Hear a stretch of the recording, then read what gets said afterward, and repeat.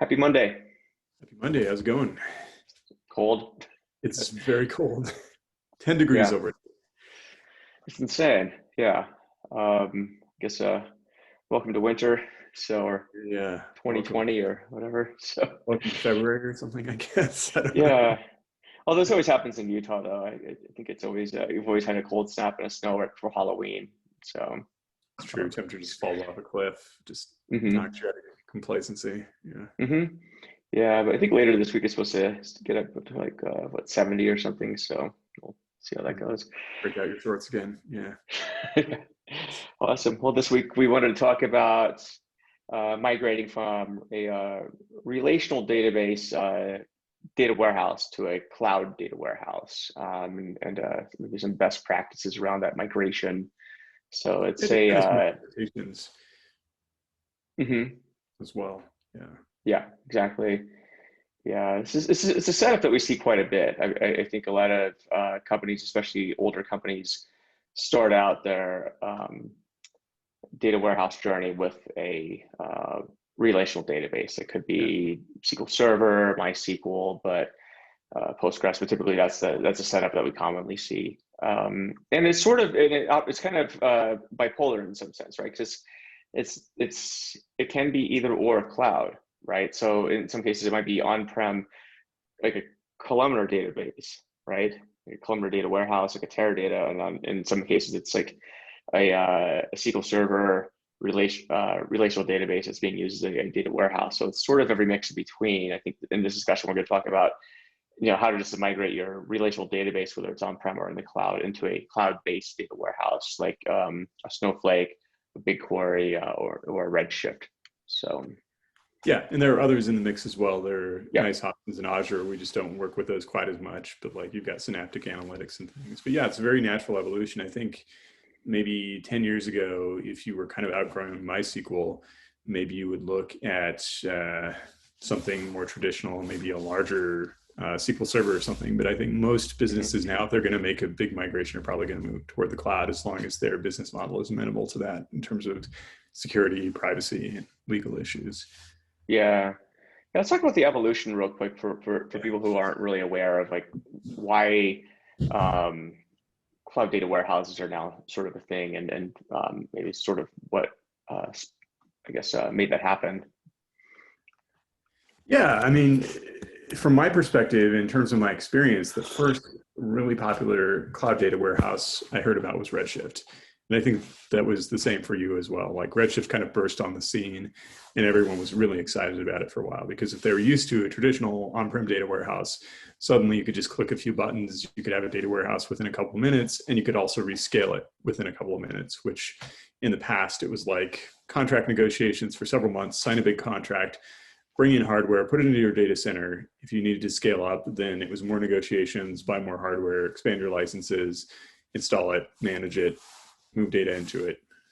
Yeah, yeah, definitely the pay-as-you-go model is very attractive, I think, for a lot of companies. Yeah, because I recall several companies I've worked at back in the 2000s, they would have a data warehouse, but it would be either growing that data warehouse over time required IT investment, right? Whether that's time or money, and getting sign off and then negotiating, like you say, with vendors who may or may not have your best interest in mind, but are always happy to take your money regardless of what happens. So There was a yeah, lot when of, Amazon did, there's a lot. Yeah, and when Redshift came on the scene, I think it definitely ushered in it's definitely a new paradigm where you could pay as you go, yeah, and it was relatively inexpensive. And the other cool thing with Redshift was it had near endless scalability, and um, that was a big game changer, because before, with relational databases especially, you had to be very careful with how you would structure your star schema, for example, right? yeah, Because you could run out of resources. You could and also ETL, because you're relying on uh, the like usually a monolithic data warehouse for both data transformations as well as queries, sometimes at the same time. What you'd inevitably find is these ETL processes would what started out as like maybe a half-hour job would turn into perhaps a 36-hour job, as your data grew, and there were more resource requirements on that data warehouse. And so with cloud data warehouses, which we'll get into the architecture in a second, but that really, I think, changed a lot of people's views on how you could use a data warehouse, both for storing data, transforming data, and then analyzing data. So, and effectively, your concurrency went way up with these new systems, because you could just keep adding nodes dynamically and then scale down when you were done. Yeah, it's also the notion of like separating compute from storage. I think that was the other big game changer, because again, with a SQL Server, relational database being used as a data warehouse, you're very tightly coupled.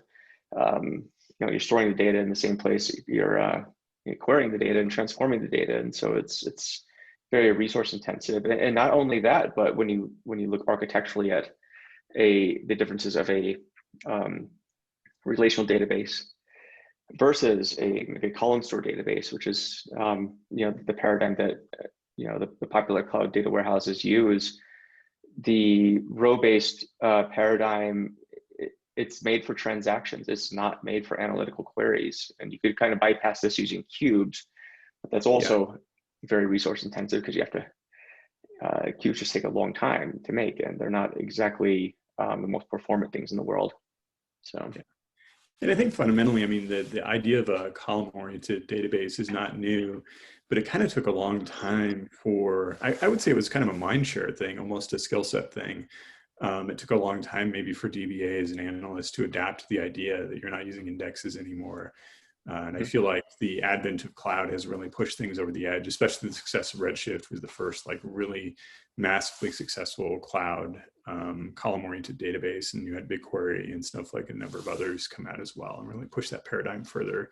And so now you have no choice but to adapt. I mean, if you want to really scan data at scale, it's the only way to go. When at scale, I mean like big data scale. What we used to think of the kind of stuff that go into Hadoop, you can now put into a column-oriented database. Yeah, for sure. And it's interesting that, we do see some companies out there, using a SQL Server data warehouse. And I think they're getting by, but there definitely reaches a certain point where, the common questions we get is, okay, so our data warehouse is suddenly not performing very well. And when do you think it's going to die? And we're like, well, after looking at the processes, it could be weeks, it could be months, but inevitably that thing is going to reach its limit. And really no amount of scaling up or indexing is going to help you at some point. You need to fundamentally rethink your architecture, because again, it's the right tool for the right job, and a relational database simply isn't the best tool for analytical queries. If you're row oriented, if you're really set up for transaction actions, you're not optimized for that use case when you want to scan terabytes of data at a time all day long. Which increasingly is the use case, right? It's that whole marketing and web analytics conversation we talked about. Like traditional data warehouse was mostly business data, customer transactions. Once you start tracking things at like the hit level and the ad click level and the view level, it's just too much data to manage at scale in a row-oriented database. Yeah, absolutely. And so, when going from rows to columns, it helps to think orthogonally, right? So 90 degrees, like you're literally going from here to here. And so, so that's a big mindset adjustment. And again, we'll get into, some of these mindset adjustments in a second when we talk about best practices. Is there anything else we want to cover with respect to how cloud data warehouses are superior to relational databases with respect to analytical needs? Yeah, I think the big things we like to talk about frequently are elasticity and lower management overhead, but we've kind of hit on elasticity. Lower management overhead is a complicated one because it's not that it completely removes your need to manage things, but you kind of need to reorient your thinking on what needs to be managed. And so you end up managing more your schema and pre-optimization and creation of new tables. You spend a lot less time managing software updates and fine-tuning of indexes, because in this type of database, a lot of those things just don't exist anymore. The updates are automatic and they're not indexed. You do need to think about things like clustering, but it's kind of a different set of problems that you need to adapt yourself to. Yeah, it's a totally different paradigm.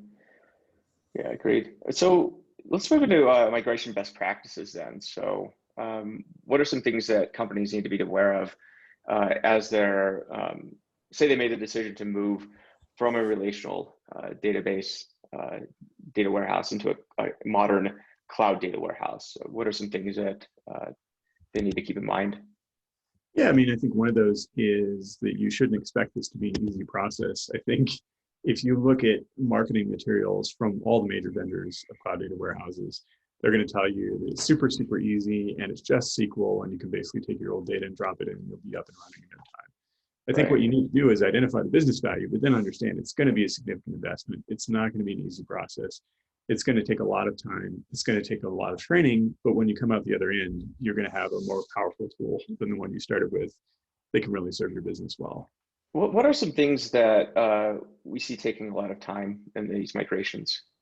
Frequently it's things that are hard to plan for, but you should just plan some buffer. So for example, certain tables just won't export correctly. You'll have type mismatch issues. You'll have certain types that don't export like they should, where data gets lost in the process. All of these issues can be fixed, but like it takes time. And so if you assume that you can just click a button and migrate each table, maybe 10 to 20% of the time, you're going to have major issues. So build in some buffer time, basically, for unforeseen technical issues. Yeah, and I would also say it's a good chance to rethink how you've been doing things, right? So I assume because you're moving, to a different platform, that maybe there are some limitations that you ran into, with the current setup, and this is a good time to fundamentally rethink your architecture as well. The ETL processes that you use with your old data warehouse, I would suggest maybe having another look at those and understanding, well, are those the best things to do in a cloud native world? It may have been the thing to do when you were in a very resource and data constrained relational database world. But a lot of those rules don't really apply anymore. It's sort of like, the rules of gravity, when you leave Earth, they kind of change a bit. And that's sort of what happens with migrating to a cloud data warehouse. Gone or a lot of the resource limitations you had.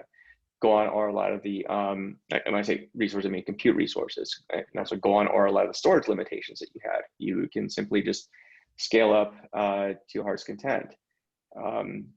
And so, maybe adopting more modern practices like ELT, for example, which we talked about in another discussion. So just loading your raw data into a staging area in your data warehouse, and then performing your transformations within the cloud data warehouse itself. That's a newer paradigm that you started seeing with Redshift, around the mid 2010s. New data pipeline tools, for example. Is it necessary anymore for you to use, your very bulky, monolithic, ETL tools, or is there a new way to do stuff? Yeah.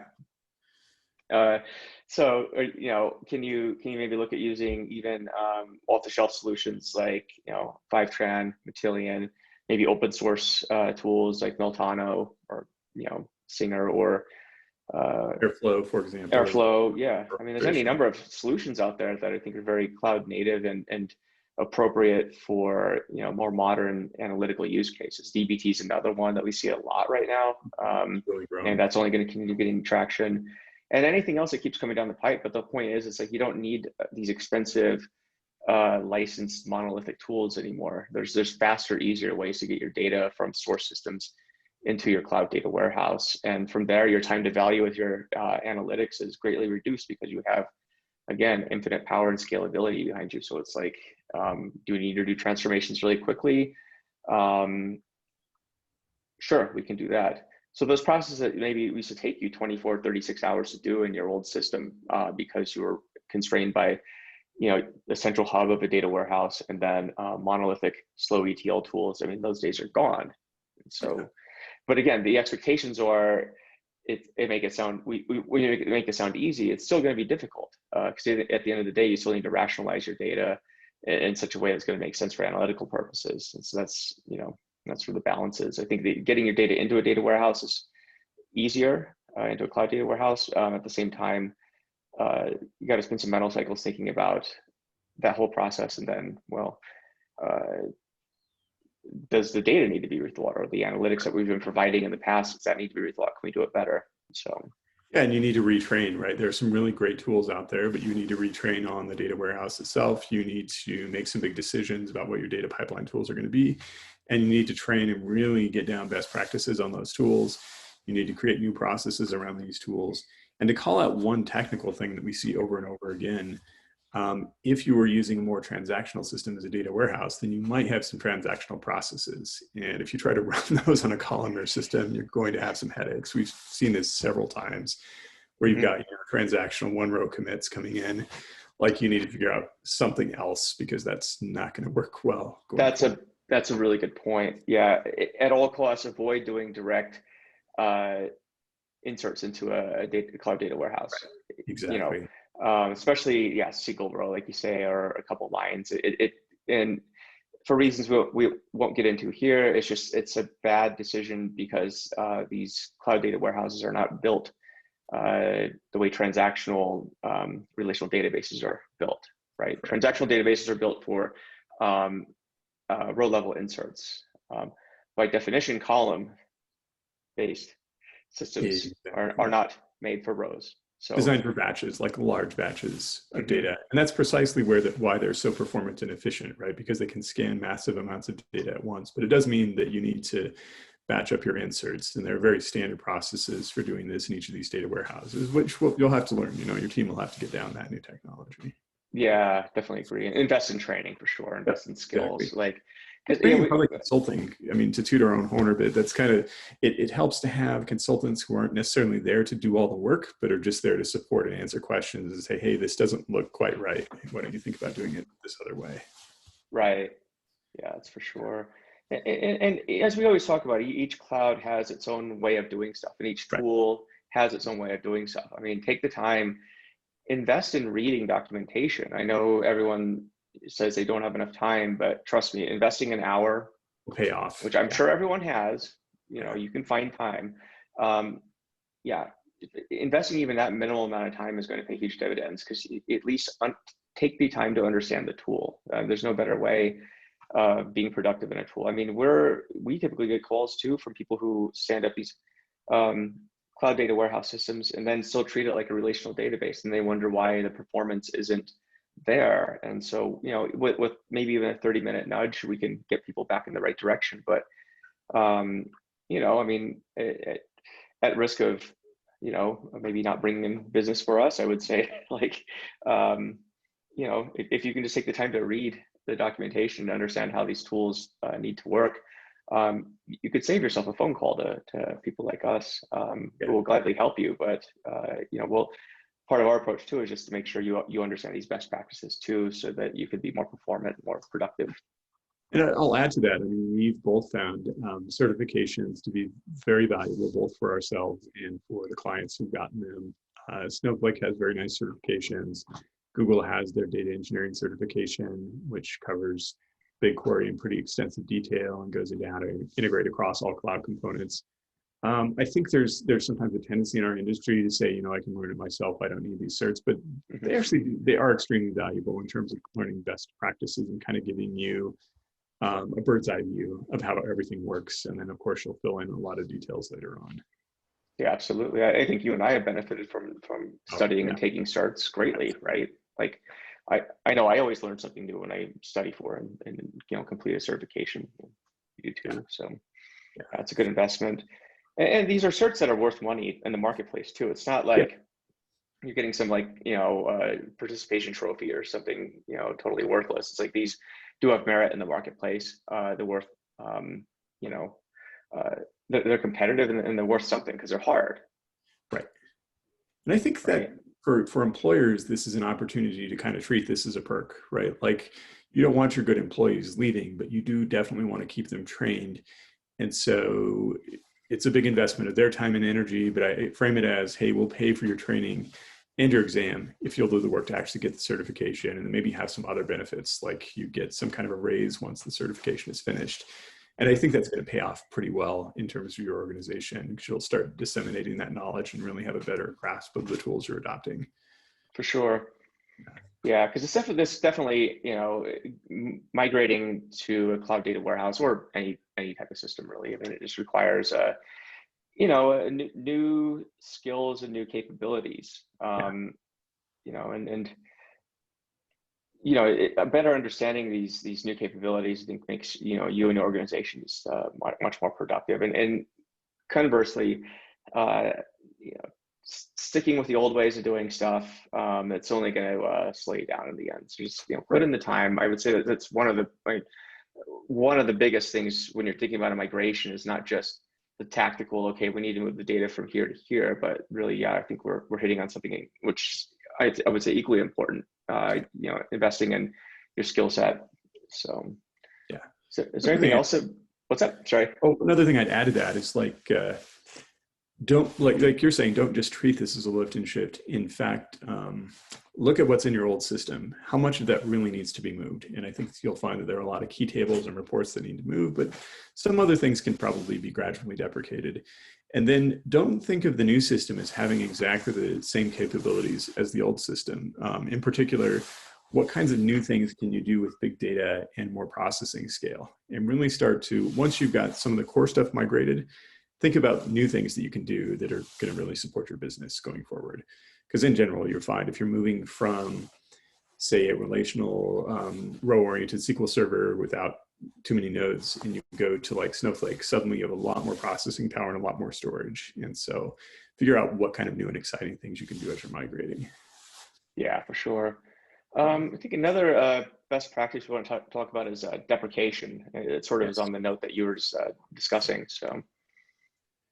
Yeah, and that's absolutely what we see again and again is that there's the cost to migrate tables is high. It's not going to be super easy, right? That cost will pay off in the end, but every table you migrate, there's going to be some cost involved. And what you typically find, I would say that in a typical data warehouse, maybe 50% of your reports and tables actually aren't all that valuable. Like, so they were built 10 years ago. No one really looks at them anymore. Figure out what those are and start, what you can do is rather than completely turning off the processes, just cut off access. So the table's still building, ETL's still running, but see what happens when you turn off access to a particular table. If no one says anything, then it's probably not worth investing to move that to a new system. It's kind of like if you're moving your house and you just move every single thing. Movers come in, they move flower pots, they move old junk, they move trash. You don't want to do that with a data warehouse migration because it just costs too much money. So migrate the critical stuff, but other stuff start turning off and deprecate over time. Yeah, for sure. And I would also say too, like keep good inventory of your assets. This is a really good time to, if you haven't been doing so, set up data quality, data catalogs, all the hygienic stuff that you should have been doing the entire time but never got around to it. Well, here's your chance to get into it now, because your chance of getting into it down the road and implementing these best practices like data quality, data catalogs, data governance, that sort of starts declining over time because you'll find something else to do. So this is a really good time to also institute deprecation policies as well as data hygiene policies for those things that you are going to bring over, as well as new data sources. Because again, you don't have the limitations of the old system anymore. So you can start being a lot more heterogeneous in the data that you bring in. It's not just what you're bringing in before, but what you're bringing in before plus whatever wish list you have. But with data growth comes responsibility, and you'll have this temptation to bring in anything and everything into you become a data hoarder. Data stack. Basically, like think of some reality TV show about hoarding that can happen to your data stack as well. Yep. Yeah, for sure. It's in the data lake world, that's called the data swamp. I guess in the data warehouse world, it's more like the data slum or something. I don't know, but it's you want to avoid that if you can. But it all comes with, I think, being intentional from the beginning about what you're doing. It's not like you just accidentally stumble into doing data cataloging correctly, right? And it's not like you just somehow miraculously start doing data quality just because. Like, that never happens. People are inherently lazy. And so the only way you're going to have good practices is to intentionally institute those as you're starting down this path now. Yeah, set up policies. So like in a lot of databases, like in BigQuery, for example, you have description fields almost everywhere. You have table description fields, field description fields, where you can say this field is X, Y, and Z, or you could reference a link to something else. It's probably a good idea to start enforcing policies where there's actually an automatic scanner that says, hey, you created a table and it's a public table and none of these description fields are here. Like, what's up? And track what people are doing with those description fields. The other thing is, looping back to the data hoarding discussion, fundamentally, you want to think about data discovery as well internally. And discovery comes down to, automated tooling like catalog systems, but a lot of it is social. And you probably have a lot of the tools that you need for good discovery, like you may have Confluence, for example. And if you enforce policies that say, hey, when you create data sets, you have to put documentation in Confluence, you track that, you make sure people are doing it, then if I'm looking for some interesting data about, I don't know, click through on books, say my company sells books and I want to know more about a specific category of books, I can then go to Confluence and start searching for that and hopefully find the information I'm looking for just by having people post that. Airbnb has a really good article about something they created called Data Portal that's meant to solve this problem, which is not open source, but you can read about how they designed it. And it has like a technology layer that crawls the data, but it's also substantially just a social system for people to disseminate what they're doing with their data. Yeah, I would say definitely look at tools like that. And there's no shortage of, I think, if you look at where a lot of the growth in data tooling is right now, it's in the data cataloging, data quality space. I think there had been a few incumbents who kind of quietly ruled the market for a bit, but this is becoming a much bigger issue because I just think a lot of attention's on it right now. People make machine learning models off of crappy data, and then you get a crappy model. Like, it's, or it's just like, I have a team member in a different silo within the company who's done a lot of the work that I need to do. Yep. Without that communication, we just both waste a huge amount of time and resources. Where we're communicating, then I can say, hey, can we work together on this? Can I have some of your data? Here's some stuff I can help you with in return. Yeah, that's a good point. I mean, imagine how many companies out there have data assets, whether it's database tables or even Excel sheets, right? And which data, Excel reports, or in some cases databases, like it or not, for companies. That's kind of how it is. So, but again, these are all siloed data points to what you're saying, and how do you I guess spread knowledge about these data assets across the organization? Because typically one thing we also see is duplication or triplication or worse of the same data assets and same reports, and what inevitably happens is entropy of both report accuracy and definitions. Yeah, so it's a huge issue. It's a big issue. And so a cloud data warehouse can solve a lot of these issues, but again, it's we kind of got a bit off the individual topic of relational database to cloud data warehouse. But I guess our point also with cloud data warehouses is there's a lot of halo infrastructure you need to consider, right. A lot of best practices that maybe weren't so doable back in the relational database days that are now I would say doable, and we would probably say mandatory if we had our way. So I think what it comes down to is like these new cloud data warehouses are very powerful tools, but you do need to build the human processes, the management processes around those to really take advantage of those capabilities. Yeah. Cool. I think that's a good place to end it. So yeah, we covered a lot of ground. So, awesome. Well, enjoy the Monday. Will do. Talk to you soon. All right. Bye.